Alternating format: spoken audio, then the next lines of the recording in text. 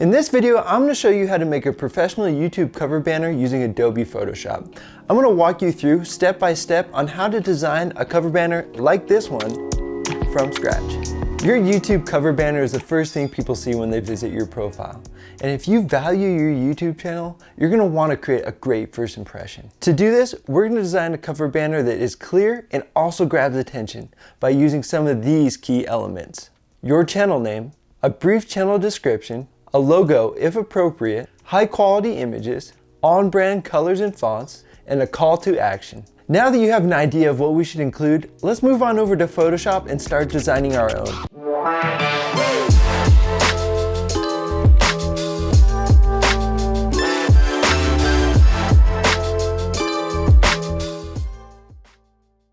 Alright, let's go ahead and begin this tutorial. What we'll be creating here is an image or a cover banner that looks like this. I encourage you to follow me step by step as I walk through this process, and at any time you feel like deviating and changing things up to fit your brand, please do so. Make this fit your own brand and your own channel. In order to create what you see here, there are a couple of assets that you'll need to collect and save onto your local machine to get started. Some of those items are the cover banner template. This will help us ensure that we're meeting the required dimensions and specifications by YouTube so that everything will fit nicely. To get this, all you'll need to do is go to the video's description below, and I have a link to where you can save this onto your own machine. The other item that you'll want is a high resolution background image. I got this one from unsplash.com. It's a free high resolution photo database that's copyright free. So if you need something, go ahead and search that and find something that is kind of on brand with what your channel is about or on brand with what your business is about. I chose this image because it deals with video editing, and I just thought that it was on brand with what my channel is about. How we'll be using this is it will be running behind our portrait and our channel name here, and just adding an extra level of texture, visual interest, and helping create like a visual cue of what our channel is about. The next thing that we have here is a portrait. This is myself. I recommend adding a headshot if you have one, adding a picture of your team members or whoever's associated with your channel, just to create a human element and add that nice kind of personal touch. All right, once you have those images, you can go ahead and open up Photoshop.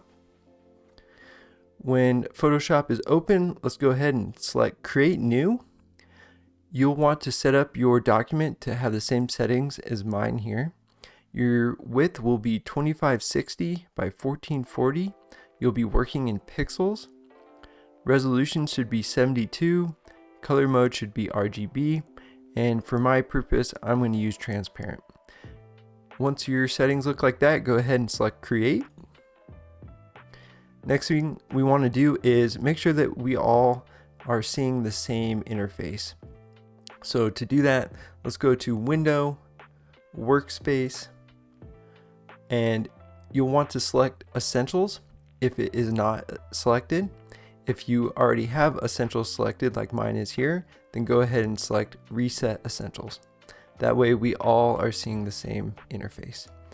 The next thing we want to do is make sure that we can see our rulers bar so that we can pull out some guides. To do that, go to View and come down to Rulers, or the hotkey is Control R. Okay, so now that our document is set up properly, we can go ahead and place our template in here. So let's go and hit File and Place Embedded. I'll select my template and hit Place.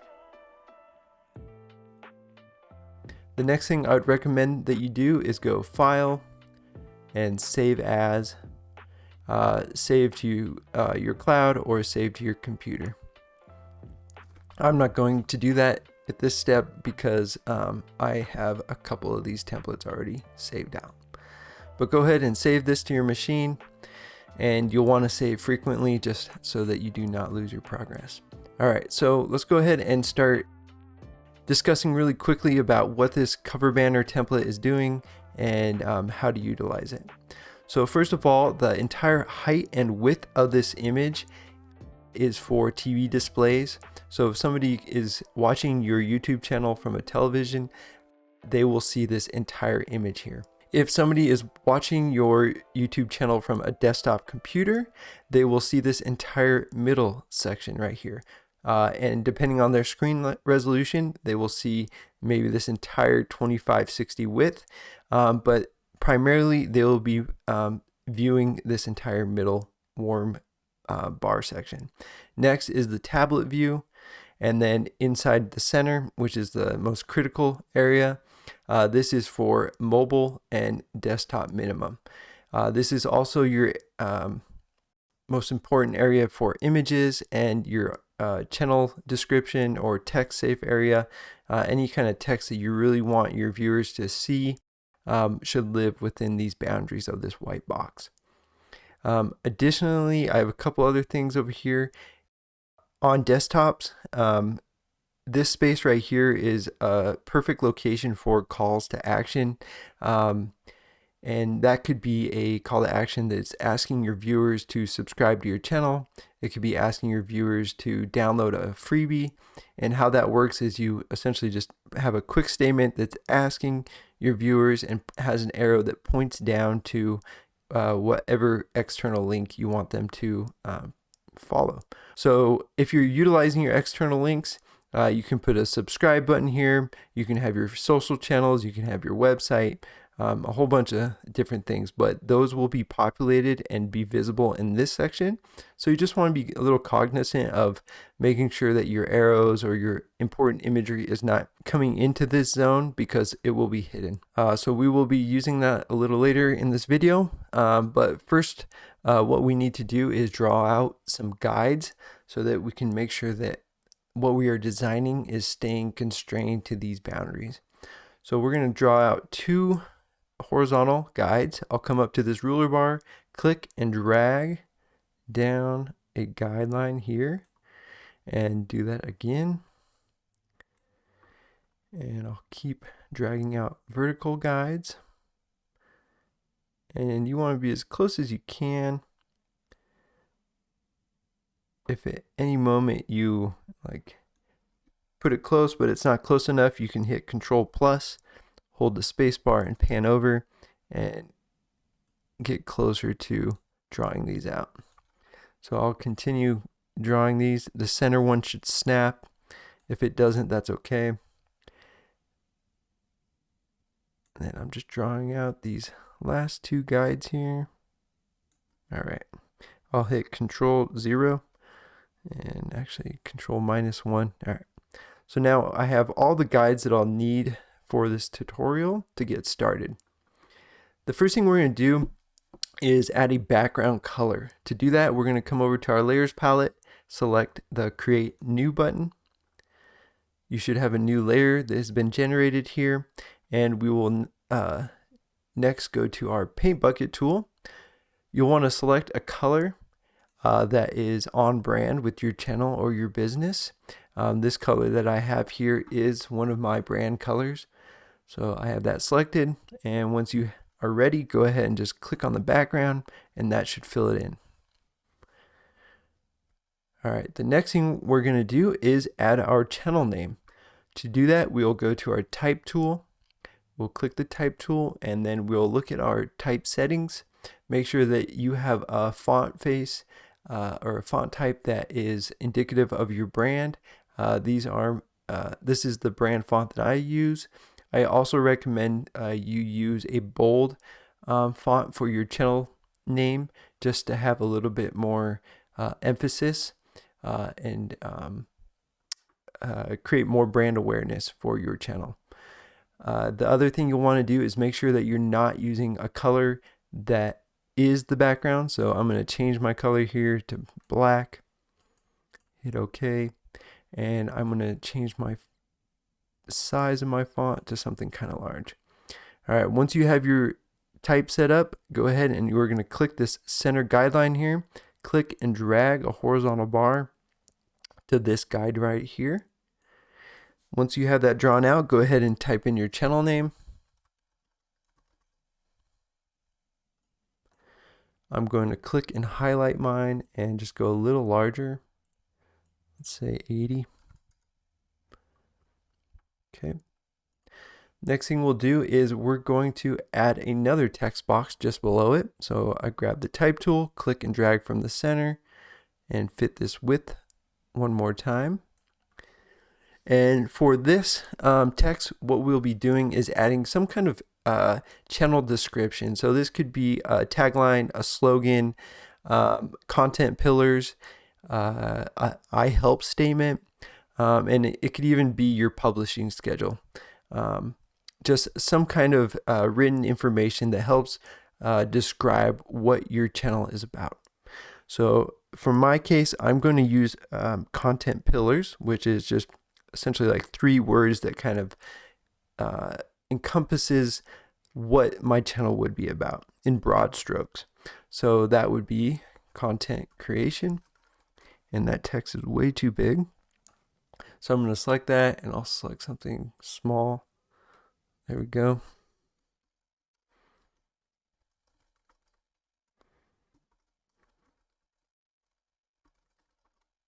So content creation, branding, and digital marketing. Cool. So once you have that written out and you have it sized appropriately, I personally like my content pillars to be somewhat flush with the sides of my channel name. I'm not going to get mine totally perfect just to spare you some time, but you can just adjust your size of your fonts until you get it how you want. The next thing you'll see is I'm holding shift and tapping my arrow key downwards. You can also just hold shift and drag, but I'm just kind of placing this towards the center of this section right here. All right, so the next thing that we're going to add to this will be our portrait. And we're going to add our portrait to this section right here in the center, but off to the left. So let's go ahead and bring our portrait in. So I'll go File, Place Embedded. I'll select our headshot and hit place. Oh, look at that handsome fella. The next thing we're going to do is scale this image down, and I'm just grabbing the corner. Depending on your settings, if you're dragging and it's distorting like this, you might need to hold shift. Otherwise, you can just click and drag and it should stay constrained. What I'm doing is scaling this down so that it's going to fit within this height and width of these 2 center guidelines. So I want it large enough, but not too large. So something kind of like that.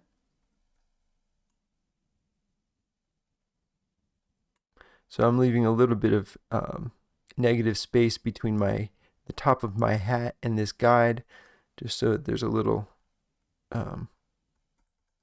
space, negative space or air. And I think that looks good. So what we'll be doing next is erasing the background. So I'm going to just zoom in just a little bit by pressing Control+.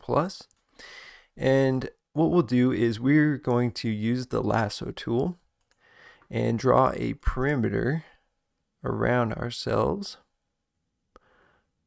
roughly like so.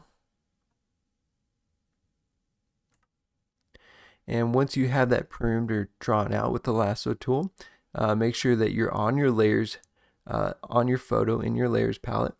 Come down to add a layer mask, select that, and that should remove all that excess beyond what we have selected. The next thing we need to do is paint out the rest of this background. And what we did is we added a layer mask, and the reason we're using a layer mask is because it is non-destructive. That means that if at any point we need to recover something that we erase, we should be able to easily get that back. So to do this, you'll want to select your paintbrush tool over here in the tools panel. I'm going to right click on my document, or you can come up here to these settings right here, And I like to use a hard round brush. I'm going to increase the size of my brush, and I'll just kind of hover over the document just to see how large that is. And I'm going to go with something about 20 pixels wide. Okay, so the next thing we need to do is begin to paint this away. And how this works is that when you use a layer mask, you want to make sure that you're on the layer mask. I can switch between the layer mask and the actual photo. What you'll see is that when you're on the photo, you will have colors. So let me just change this. Your colors will be selected, but as soon as you switch over to your layer mask, those colors will then turn black and white. And that's because layer masks work with grayscale. So how this is working is that black is transparent or invisible and white is visible. So what that tells us is that we need to be painting this background with black. Okay, so I am all set up. So what I'm going to do is just kind of click and drag and eat into this background so it's just closer to my body. If you have a tablet, I recommend using a tablet to do this part. You just get a little bit more control. The other thing is we could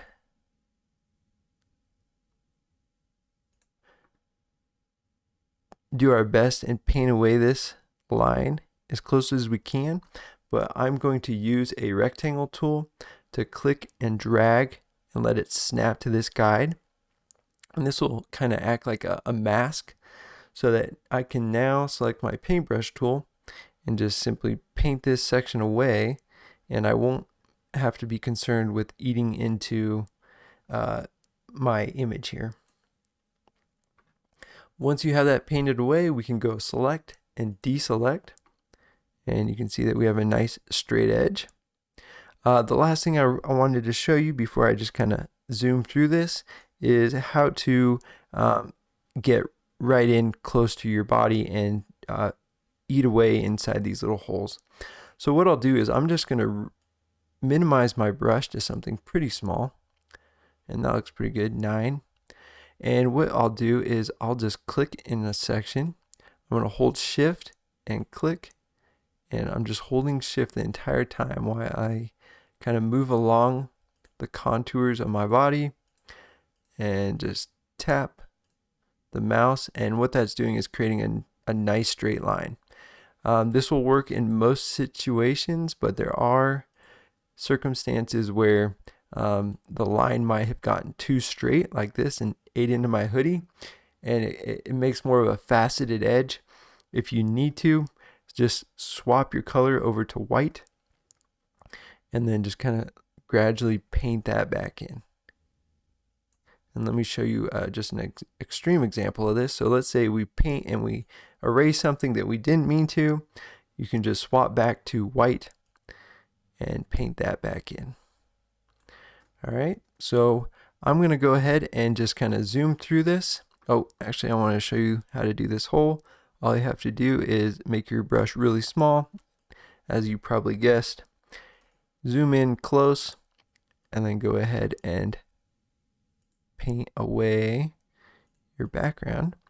Sometimes you might need to turn off your background or just kind of hide some layers just so you can get a better sense of like what is visible and what is not visible. So I did not know that that little blue piece was there. So it's good to just kind of turn some layers on and off and just double check that you've erased everything. So I'm going to go ahead and finish this off, and I'll see you on the other side.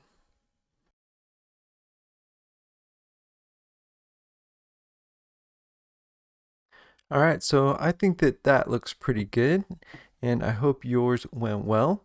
The next thing that we're going to do is add our background image that runs right through this entire middle section, and that will just kind of spice things up a little bit, make things a little bit more visually interesting. To do that, we will bring in our high resolution background image, and to do that we'll go File, Place Embedded, and select our background image. Okay, so your image should be relatively the same size of your background document. You want to get as large of an image as you can so that when you do kind of like scale things up, it doesn't get too blurry. I think that my image here is large enough that it shouldn't become very noticeable. But if your image is only like a quarter of this document, you might want to try to find a higher resolution image. What you'll do is once you place your image, you'll just grab these corners and scale them up so they're just a little larger than your document size. The next thing we're going to do is we're going to drag this layer just above your background fill layer. And what we want to do with this background image is we want to move this up or down while holding shift, and we want to find the most visually interesting section of this image. And what this is going to do is just kind of run right behind ourselves, right behind our middle section here, just to add that visual cue of what your channel is about, and just add a little bit more texture and visual interest to your cover banner art. I like kind of how you see it here, where I have these kind of arrows and play buttons kind of coming from my head and creating this nice forward movement that's going from left to right. I like how these circles are creating this repetition. I also kind of like how it's out of focus behind me, so it creates this little bit of depth of field. So once you have yours in place and how you like it, we need to go ahead and remove the rest of this image. So all we're seeing is what's in this middle section. So with this layer selected, with this background image selected, you'll go to our rectangle tool. We'll click just where this guide is and outside of our canvas, and click and drag this entire width just like that. And just like we did with our portrait, you'll come down to add a layer mask, select that, and that will remove any of that excess imagery. The next thing we need to do is kind of a personal preference. I'm going to change the background colors just so it's a little easier to see my graphics here, and also create something that's a little bit more on brand with my channel by using my brand colors. So to do that, what we'll be doing is adding a gradient map to our image. So you'll select your image, you'll come down to adjustment layers in the layers panel, and then select gradient map. So that will change things quite a bit, and what's happening is it's changing to the colors that were in our color panel here. But that's not what we want. We want to select this down arrow, and what that's going to do is apply the gradient map to only that background image rather than all the images below. Once you have that down arrow selected, now we can manipulate our colors. So I'm going to click this gradient bar. That'll pull this image up here. And let me just quickly show you how this is working.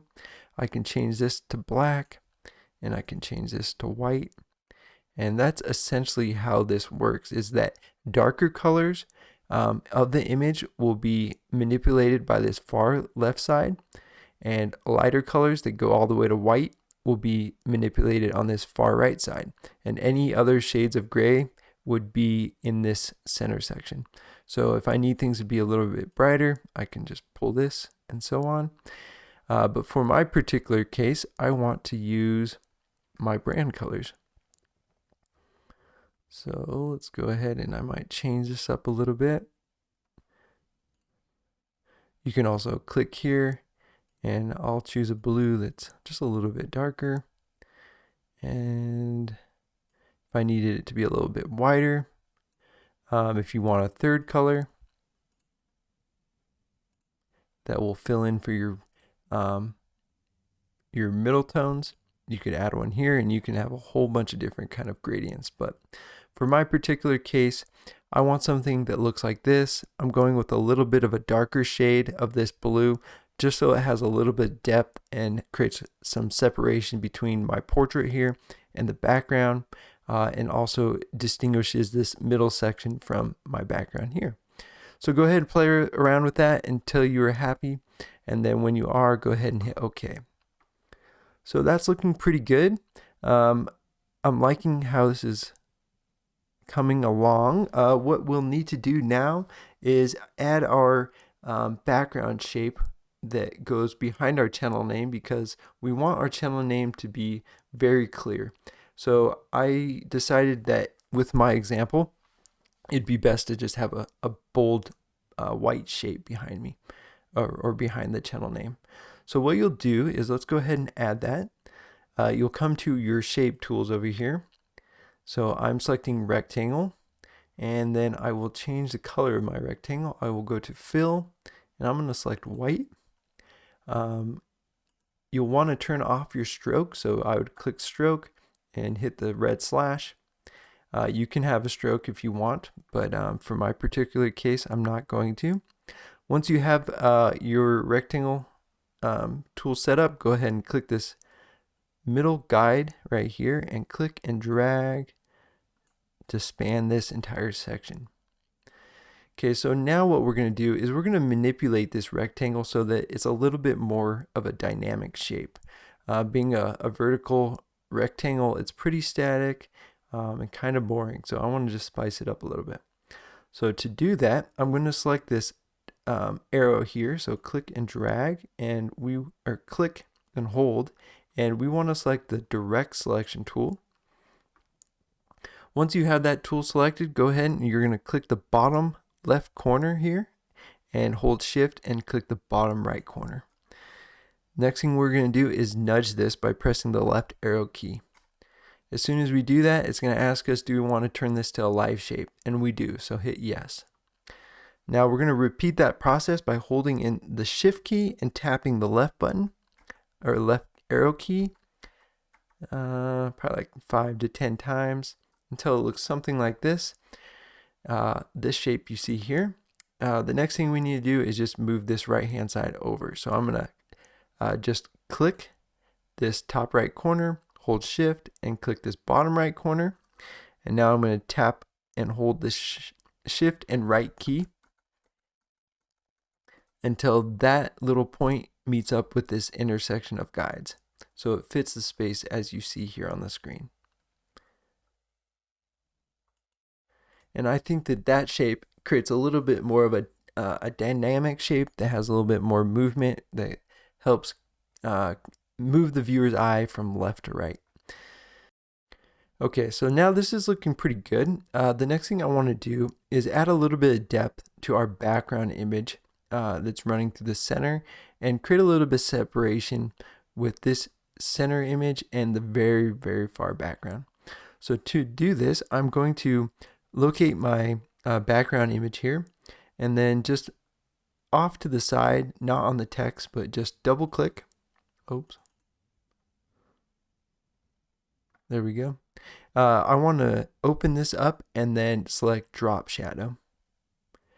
And then from here, I just want to create a little bit of depth with the drop shadow. And I want to keep my settings as you see here. I've experimented with this a couple times.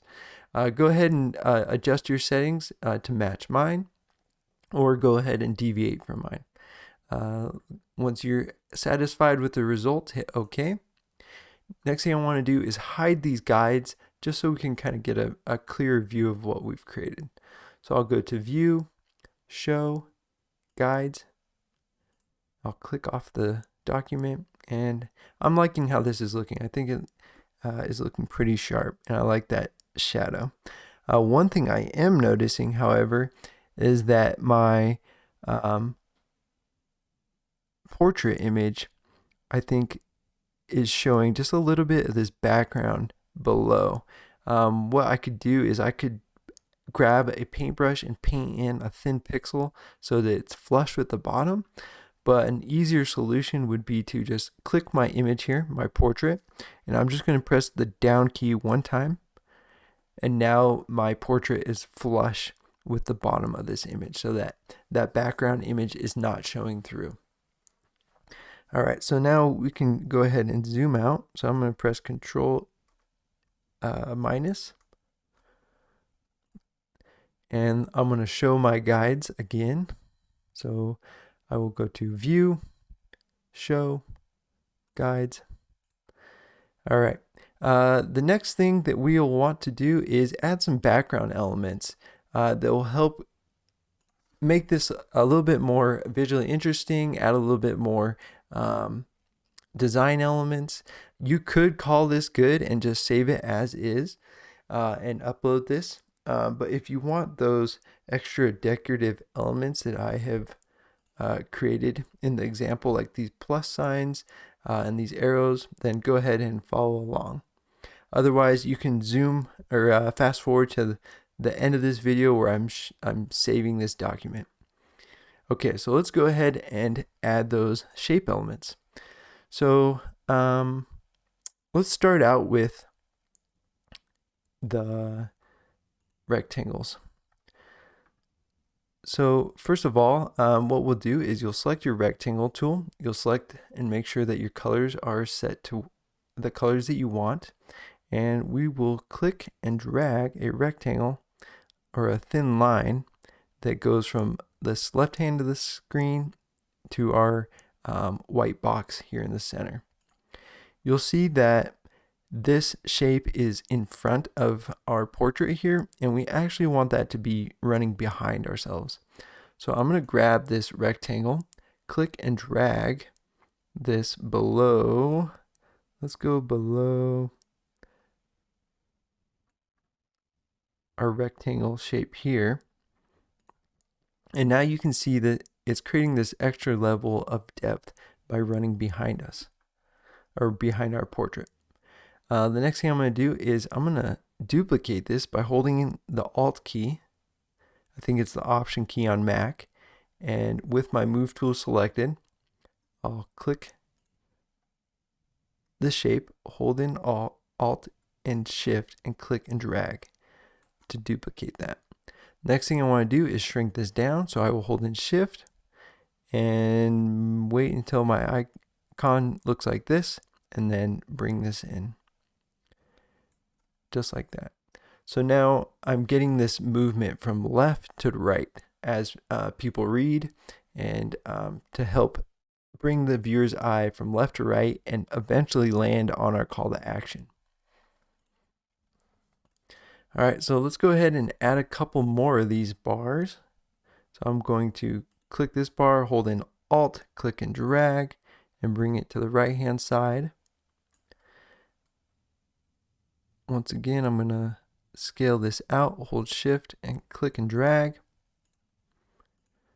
And I'm going to start adding some more of these, but around the background. So I'll click and drag and place this one by here. I'm going to pull it out the entire width almost. And then let's go ahead and add just a few more. Anytime I'm duplicating, I'm just using the Move tool and the Alt key. In order to rotate, I make sure that I'm outside the edge like this. So I see the rotate cursor as you see here, and I'm holding in Shift so it snaps. And then I'm going to grab it by the center and put it into place. Okay. The other shape that I was adding was triangles. So let's go ahead and add some triangles. Go over here to our shapes in the tool panel, select triangle. I'm going to click and drag a triangle out. If you hold in Shift, you can constrain the dimensions and create an equilateral triangle. So I'll go ahead and do that there. Other thing is I'm going to hold in Shift and click and turn it so it's pointing to the right. From here, I'm going to duplicate this. So I switched over to the Move tool. And now I will hold Alt, click, and drag, and hold Shift. And I'm paying attention to the distance right here. So it says 30 pixels. That looks good to me. And now I'm going to do this one more time and make sure that I get that 30 pixel distance between each of these triangles. All right. So now that we have these 3 triangles made, we want to smash them together so we can move them as one. So go ahead and in your layers panel, you'll want to hold shift and click each 3, and then right click on the layer and look for merge shapes. Okay, so now all those triangles have been applied to one layer. So now what we can do is start duplicating these and positioning around the composition. So the first place that I want to add them is in this top left corner. So I'm going to make sure I have my move tool. I will hold in Alt, click and drag and move them up here. I'm going to click and drag this corner just to create a little bit of a smaller triangle. I will then rotate them so that they're facing downwards. And I'm going to place them about right here.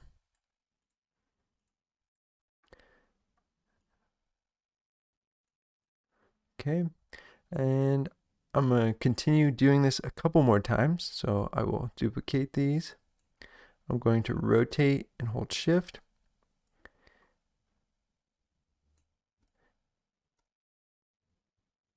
The other thing I want to do is I'm going to change the color of my shapes. To do that, you'll have your shape selected. You'll want to look for your appearance panel right here. If you do not see that, you'll want to make sure that your properties panel is open. So Windows Properties. The other thing you can do is with these shapes selected, just select your triangle tool again, and you'll get these the same shape settings up here. So if I want to change the color, I can click here and I can go ahead and change my color. I want to go with a light blue. Okay, so I want these to be visible, but I don't want them to be as high contrast as my white. Okay, so now what we're doing is we're trying to help create a composition that reads from top left to bottom right. And ideally, we want the viewer's attention to see our picture, our portrait, see our channel name, and then land on our call to action. So I'm going to help emphasize this with these arrows. So I'm going to duplicate these one more time. I'm going to place them up here so that they point to this line. And then the last thing we want to do is add a couple arrows that point down to our call to action. So I'm going to grab these arrows. I will hold in Alt, click and drag, and place them about right here. The other thing I want to do is I'm going to grab my cover banner, drag it to the very top. I'm going to turn it on, and I'm going to reduce the opacity just a little bit so I can see our images below. And what I'm trying to do is just make sure that our triangles here are not eating too far into this external link zone. So we want our arrows to be just above this rectangle section right here. And they are, so that looks good. Next thing I'm going to do is add my call to action, which is a simple subscribe. And I'm going to make mine the full width of that so that it lines up perfectly center. And I will write subscribe. And I think my font is too large, so I'm going to hit Control A to select that font. And it's set to 80, so I'm going to drop it down to 24. And then spell this right. And actually do capital subscribe. I'm going to change my font color to white. And I might increase my font just a little bit. The other thing I'm going to do is just drop this down using the shift and arrow keys. And I think that looks pretty good. Okay, so let's see. These arrows here, I think I am okay with those for now. So I can either delete them or just hide them. I'm going to hide mine. The last thing that I wanted to add are these plus patterns, just to add a little bit more texture and patterning. To do that, we will go to our rectangle tool, make sure that we have our colors as we want them, and then go ahead and start building these out. So I will come up here, I'll click and drag. The next thing I'm going to do is right click on that rectangle layer and say duplicate layer, hit OK. That'll duplicate that shape in place. Now I'm going to hold my shift key and snap and rotate that to make a plus sign. From here I will then select that rectangle layer, both of those rectangles, right click and then smash them together by using merge shapes. So now this one plus sign can be moved by itself and duplicated, and that's what I'll do. So I'll hold in Alt, click, drag, hold Shift, and move this over 100 pixels. I'm going to do that one more time.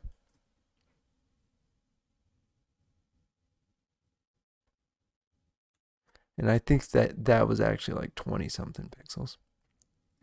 You'll want to be just mindful of that distance so that you can keep these equal if you want it to be a nice equilateral design.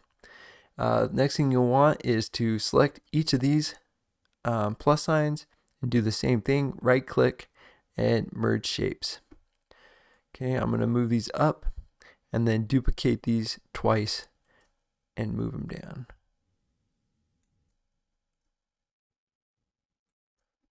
So something like that. And once again, I'll select all three of those layers, right click and hit merge shapes. And now we have our plus sign pattern. I'm going to move mine into place about right here so that it is eating into the desktop view, the tablet view, and the mobile view. The other thing I'm going to do is duplicate this and place it in this section of the composition.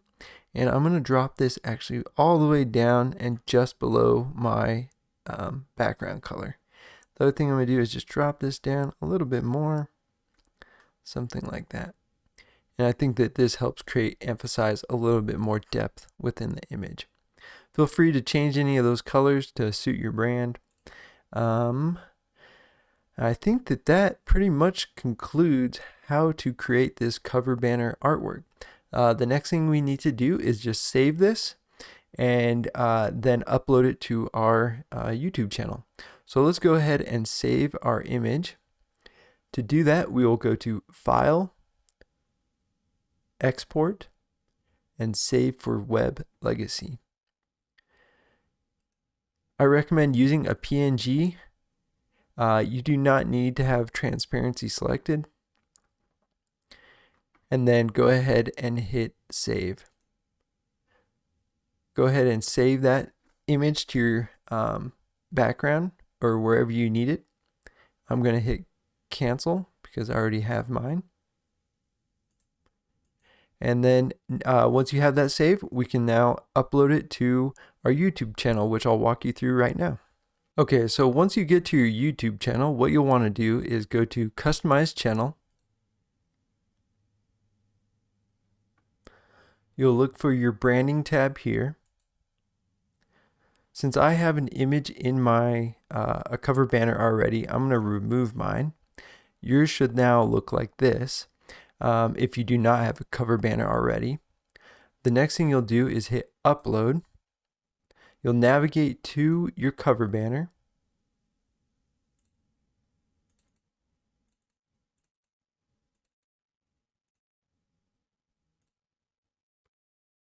Everything should look good here. Go ahead and hit Done. Last thing we need to do is hit Publish.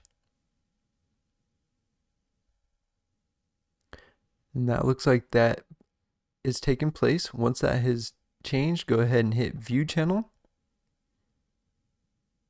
And just take a look at your banner and make sure that everything looks appropriate. Looks like it's fitting nicely. There's no weird shapes or graphics popping in, and that your arrows are not impeding into your call to action section. And I think that this looks great and it's fitting very nicely.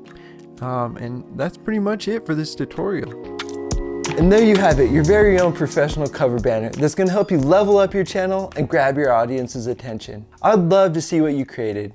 please comment below with a link to your profile so I can see what you made. If this video helped you out in any way, please do me a favor and hit that like and subscribe button below. Thanks for watching. Until next time, peace out.